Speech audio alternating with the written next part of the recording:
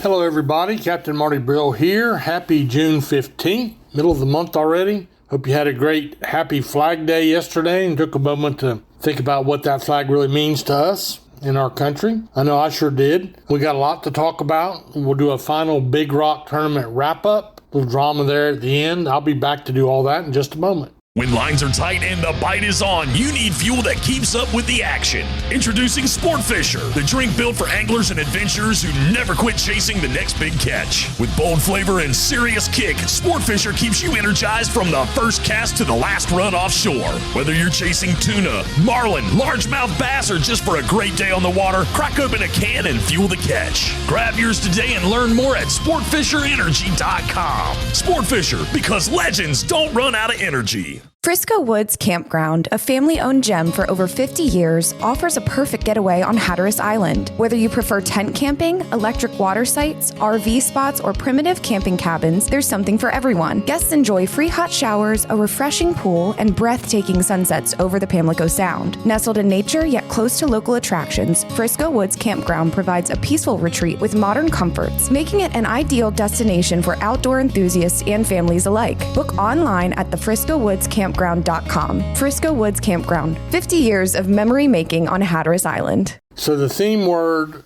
for our fishing report today is scattered, varied, hodgepodge of stuff. That's 3 theme words, I know.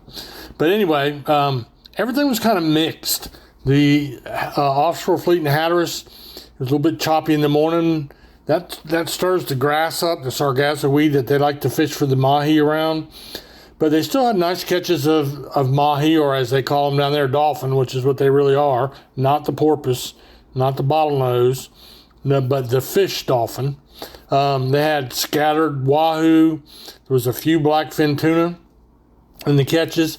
And a couple of sailfish were caught and released down Hatteras Way. Their nearshore fleet, they had a little variety in their catches of some quality eating, with cobia, and they had a scattered king mackerel, very scattered. Some of them did a little bottom fishing and caught some sea bass. So if you had cobia and king mackerel and sea bass all fixed up for dinner tonight, you'd be a happy camper. I know I would. Oregon Inlet Fleet, same thing. Not as good as it has been, but still saw some beautiful catches of yellowfin tuna. Instead of it being the 12 to 16 to the boat, it looked more like the 4 to 7 or 8. But, 8 50-pound tunas, 400 pounds of fish. So, and not everybody had them, but they rounded out the catches, the ones that didn't, with some mahi. There was a few tilefish caught on the bottom. And then the inshore fleet, nearshore fleet, they've been working on the triggerfish all through the weekend, and bluefish and Spanish. But that whole bite on those blues and Spanish around Oregon Inlet is a who turns on the light switch and who turns off the light switch. It is really fickle. But when they're there, of course, these are migratory species, and they're on the move, mostly on the surface all the time. The triggerfish, they're down on the bottom. They're around structure, like bad reef, bad bottom we call it, or a wreck, or things like that. They're a little bit more easy to target.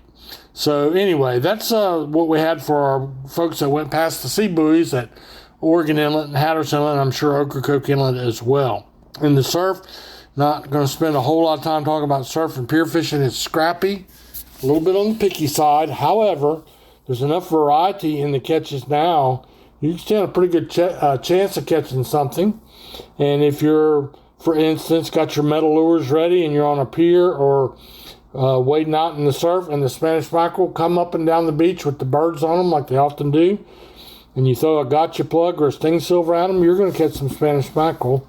Bluefish, a lot of them were caught on bottom rigs on bait, because they will bite a metal lure, cast and retrieve on the surface, and they will also bite bait on the bottom.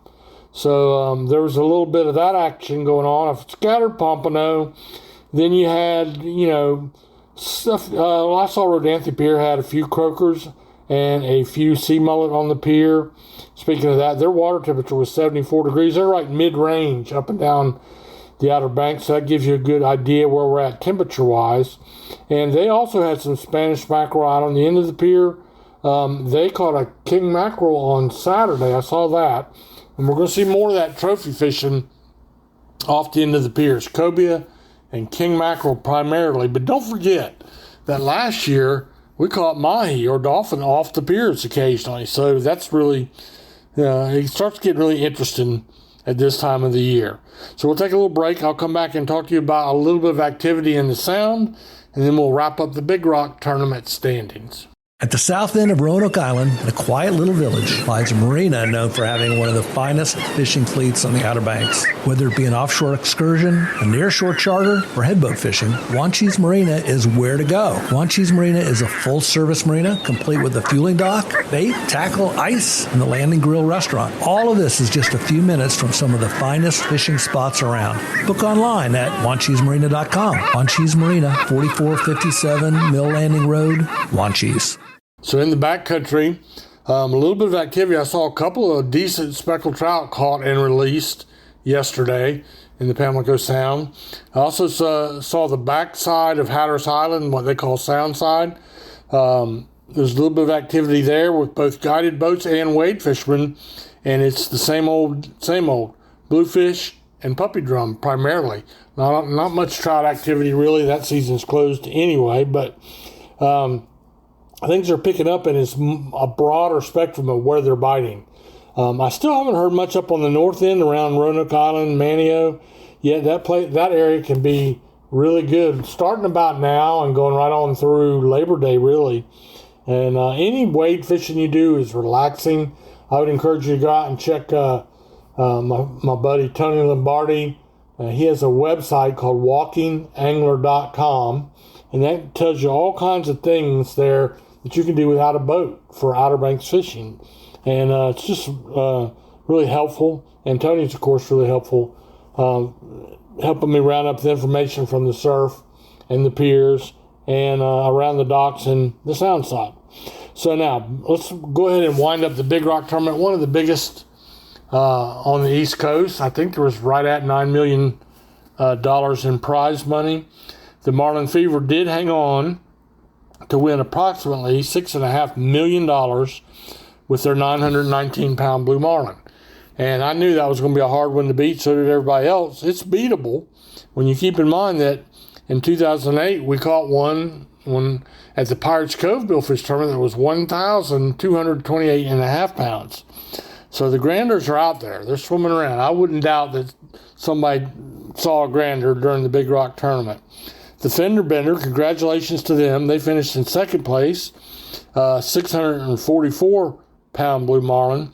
And then my old buddy Joey Belton on the Haphazard, which is they've already taken that boat over to the Pacific, and then they've come back up the coast. They fished the Big Rock, and they'll be at the Pirates Cove Marina chartering for most of the rest of the summer.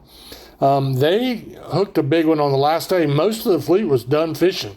You fish 4 out of 6 days, and most everybody was fished out, but Joey went. They hooked a big one. They fought it over 5 hours, and they caught it. They got it to the dock, 635 pounds, slip into third place.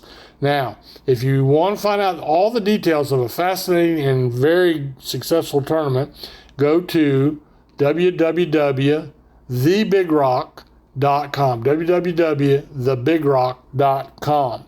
And the reason I say that, because Joey got third place. If I looked at the standings right, he got fourth place in the money. And you can say, how can that be? Well, there are many categories of entry. So if one boat gets in all of them, if they're all in all the categories, it'll be 1, 2, 3.